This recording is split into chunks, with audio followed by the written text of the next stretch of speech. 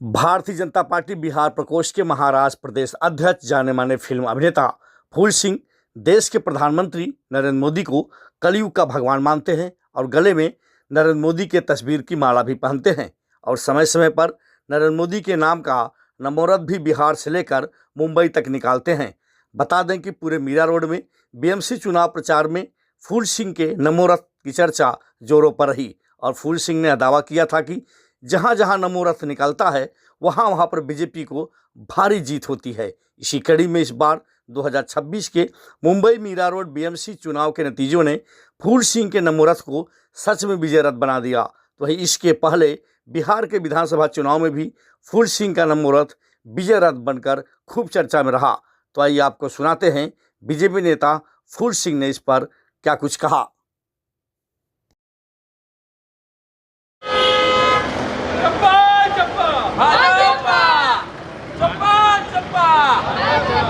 भारत माता की जय, भारत माता की जय, वंदे मातरम, वंदे मातरम।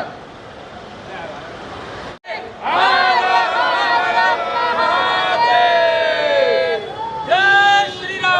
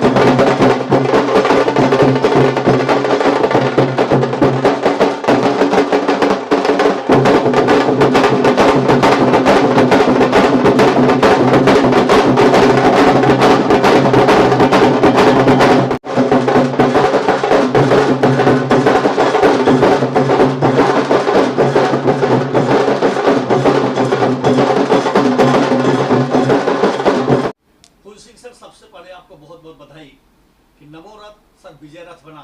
मीरा भाईंदर की सांस्कृतिक नगरी में रथ बहुत तेजी से दौड़ा और लगभग सभी नगर सेवक जीत के आए। सर इस खुशी को लेकर के आज आप कार्यालय में जाके सभी प्रत्याशियों को विजय उम्मीदवारों को बधाई दिए। सर क्या कहना चाहिए? इसमें हमारा कोई योगदान नहीं। योगदान अगर किसी का है तो मेरे आराध्य का है, प्रभु का है। और मैं पहले भी रथ पे जब चलता था तो एक ही बात कहता था कि रथ जहाँ भी गया है वहाँ का उम्मीदवार जीतेगा ही जीतेगा। इतना कॉन्फिडेंट था मैं, क्योंकि मुझे पता है ये नमो रथ जहाँ भी गया है वहाँ से विजय पताका फहरा के ही लौटा है। तो सर मीरा भाईंदर के बाद आने वाले समय में विजय रथ कहाँ दौड़ने वाला है? तो आप समझ ही सकते हैं कहाँ जाएगा। विजय रथ जाएगा बंगाल। जैसे यहाँ उद्धव ठाकरे जी को, राज ठाकरे को जी को बाय बाय करने के लिए रथ चला था ना, वैसे ही ये रथ जाएगा बंगाल।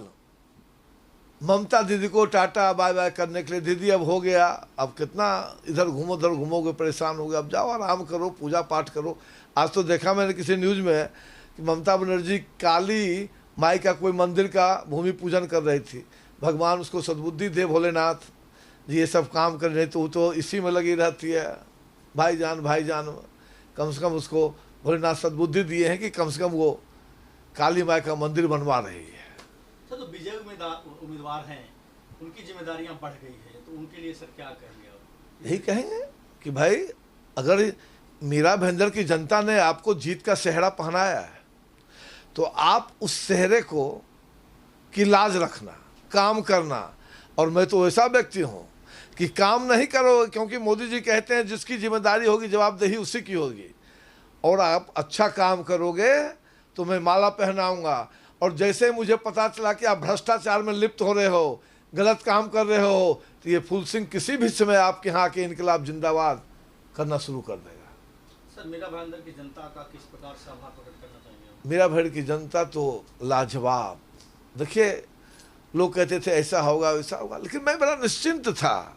इसलिए निश्चिंत था कि मीरा भाईंदर की जनता नहीं, पूरे देश की जनता अब चुपचाप वोट करती है, हल्ला नहीं करती है, चुपचाप वोट करती है। और वैसे ही ये मोदी जी का जादू चला है, ये किसी का जादू नहीं चला है। सर, मीरा भाईंदर की बात करें, यहाँ पे भी बीजेपी का मेयर होगा, मुंबई में बीजेपी का मेयर होने जा रहा है।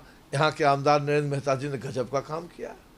उन्होंने क्या संगठन शक्ति दिखलाई है, एक चैलेंज के रूप में लिया और गठबंधन नहीं किया। और आज उनके लगभग जो उनका टारगेट था, लगभग उनके कैंडिडेट जीत के आए। ये बहुत बड़ी खुशी की बात है। सर, देश की सबसे समृद्ध महानगर पालिका की बात करें तो मुंबई में तकरीबन 25 से 30 साल बाद बीजेपी का पहला मेयर होगा। 30 साल के बाद ठाकरे परिवार का सुपड़ा साफ हुआ है। आज तक मुंबई में बीजेपी का मेयर कभी बना ही नहीं। लोग तो बोलते हैं 30 साल के, उससे पहले कहाँ से बना। देखिए, दम्भ किसी का भी हो ना, वो खत्म हो ही जाता है। महादेव खत्म करते हैं। उद्धव ठाकरे, राज ठाकरे को लगा क्या ये जो मराठी वोटर है ना, वो उनके ही वोटर हैं। यही गलतफहमी उन्होंने पाल लिया था। हमने कई बार कहा था उद्धव जी को, भाई सांप पालो, बिल्ली पालो, घोड़ा पालो, गाय पालो, लेकिन गलतफहमी मत पालो। उन्होंने गलतफहमी पाल लिया, नतीजा आप देखिए नहीं क्या स्थिति हुई उनकी। तो ठाकरे बंधु के लिए क्या कहना चाहेंगे? ठाकरे बंधु के लिए कहेंगे कि आप और मेहनत कीजिए, जोर लगाइए और नफरत की राजनीति मत कीजिए। ये बिहारी है, ये यूपी वाला है, ये भैया है, ये लुंगी वाला है, ये पुंगी वाला, ये सब काम मत कीजिए। आज के सभ्य समाज में ऐसी भाषा को कोई पसंद नहीं कर सकता है। 2-4 गुंडे पसंद कर लें, लफंगे पसंद कर लें, लेकिन सभ्य समाज ऐसी भाषाओं का प्रयोग कभी देखना नहीं चाहता है, न सुनना चाहता है। आखिरी में सर क्या संदेश देना चाहेंगे? यही कि मीरा भाईंदर की जनता, मुंबई की जनता, जो गड्ढा मुक्त मुंबई है, गड्ढा मुक्त मुंबई होना चाहिए, सड़कें अच्छी होनी चाहिए। देखिए, जनता जब मतदान करती है इस आशा में करती है कि मैं जिसको मतदान कर रहा हूँ वो आदमी हमारे लिए सब कुछ करे, सारा काम करे, जो भी विकास का काम हो वो करे। उससे मोदी जी के राज में विकास ही तो होता है। उसी का तो नतीजा है कि आज मत भर भर के लोगों ने दिया है।